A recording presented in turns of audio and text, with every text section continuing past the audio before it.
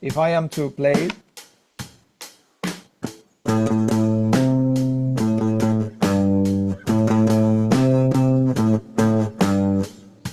so you want to be, what you want to do now in the minimalistic improv method is to solidify this rhythm, like keep this rhythm steady, first step, and try to see how you can change the notes but not change the rhythm.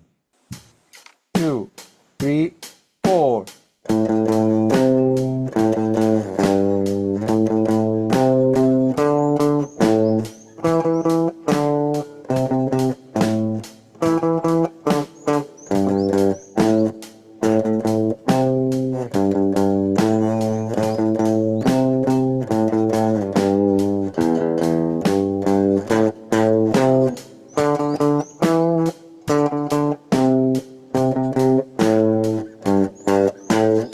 Okay, step 2. Every second and fourth bar, so basically divide your whole thing into 4 bars. Because usually that's what happens in music. We play in sequences of 4 bars, right? So every second and fourth bar, you can create some kind of sort of rhythmic variation to make a turnaround. So 2, 3, 4.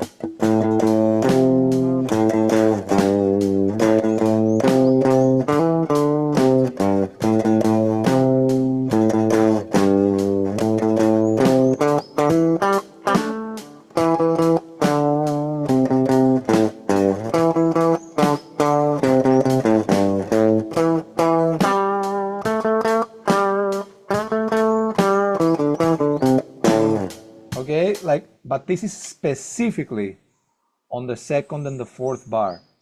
Imagine this, like, listen to lots of different songs that you like and pay attention to the drummer. They will go.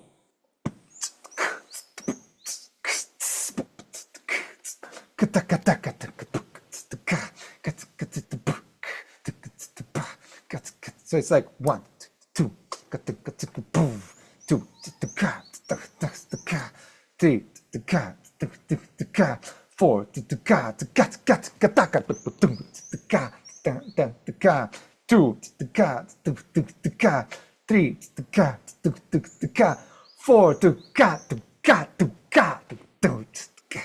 it's like the break comes on bar 4, the main break, and there's a smaller break usually on bar 2. That's how the drummers play. So notice now how this translates into guitar playing. 2 and 3 and the 4.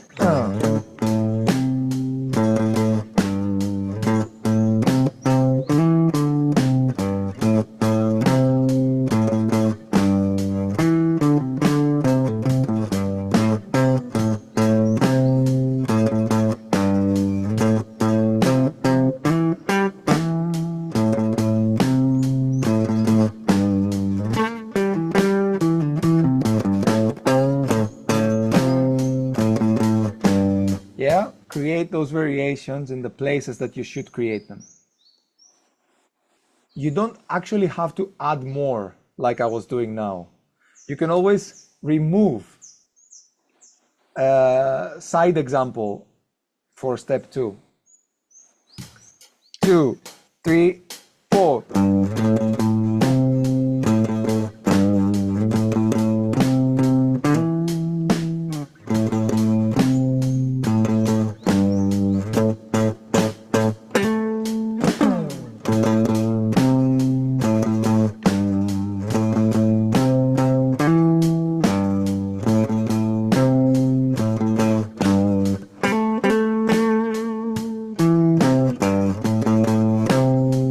I played less on the turnaround bars.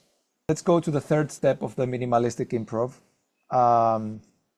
which is the pattern that we have picked. Yeah, we picked a pattern. In your case, it was... That was like the rhythmic pattern.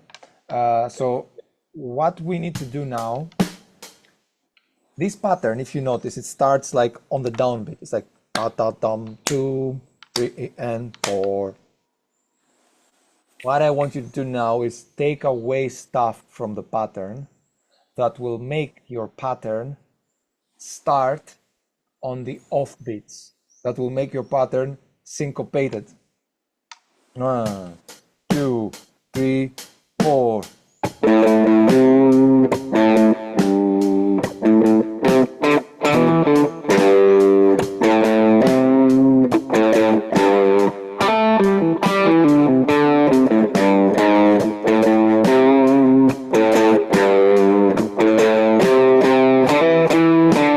So you know, it's like we went from to,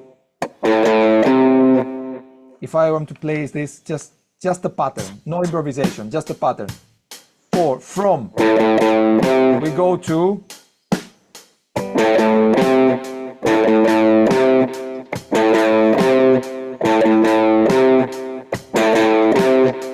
I take away the first note to start on the end.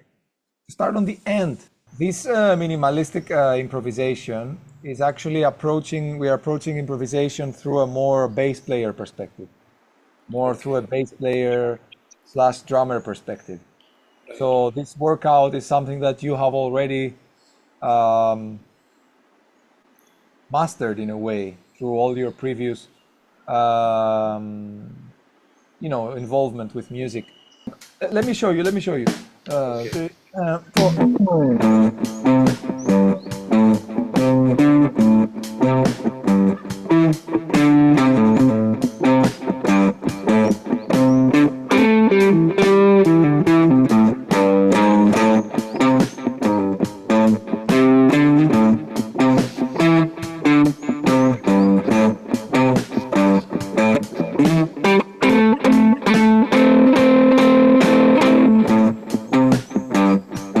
Bring the guitar player a little bit into the, I see. A little bend, you know, like it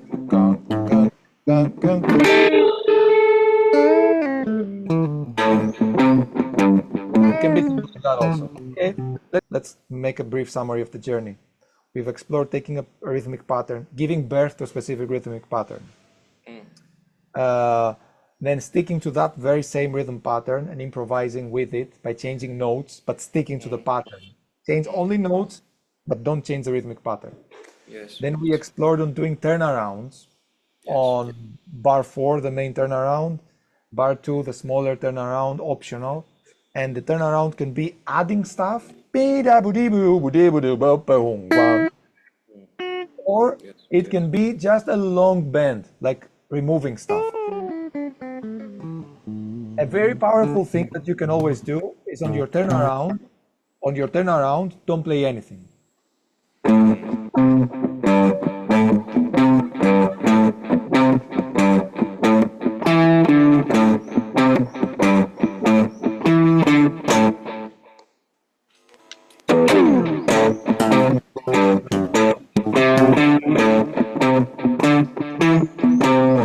You know, like, I didn't play anything.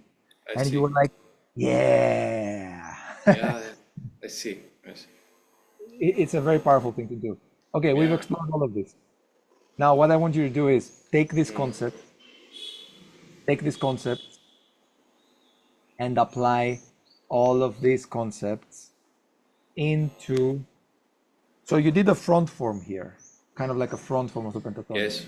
Apply this concept into all the remaining front forms. I'm going to mute you a little bit, everyone, to show you what I mean. So apply this stuff into all the remaining front forms. 2, 3, 4.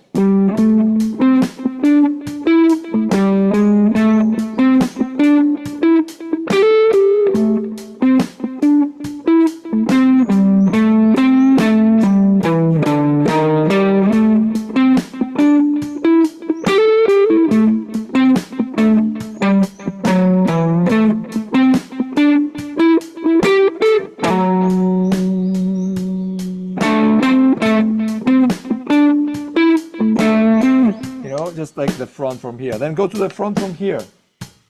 2, 3, 4 from the D string.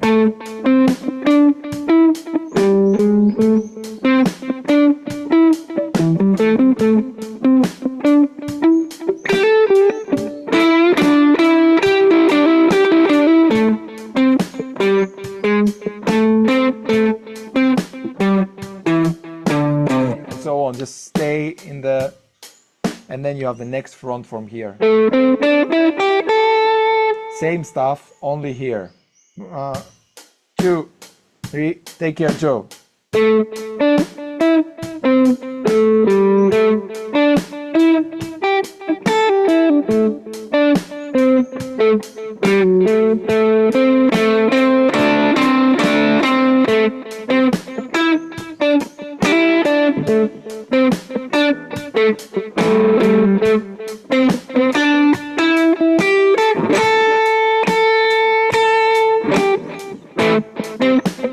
And so on and so forth. So you do this throughout all your front forms. For those of you who have studied your front forms, if not, let's study the front forms, okay?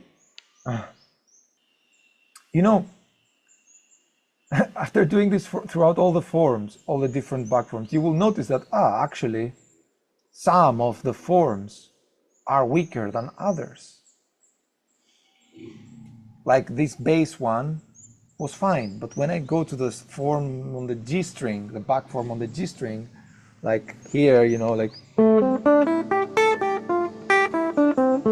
it's not as strong.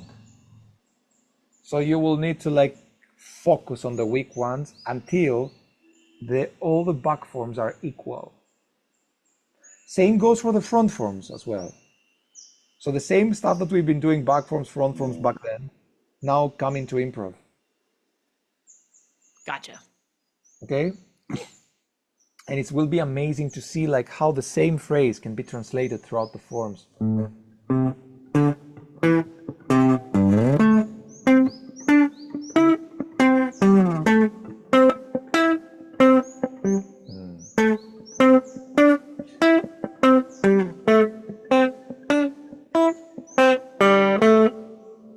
It will be amazing to practice the forms in a musical way, finally.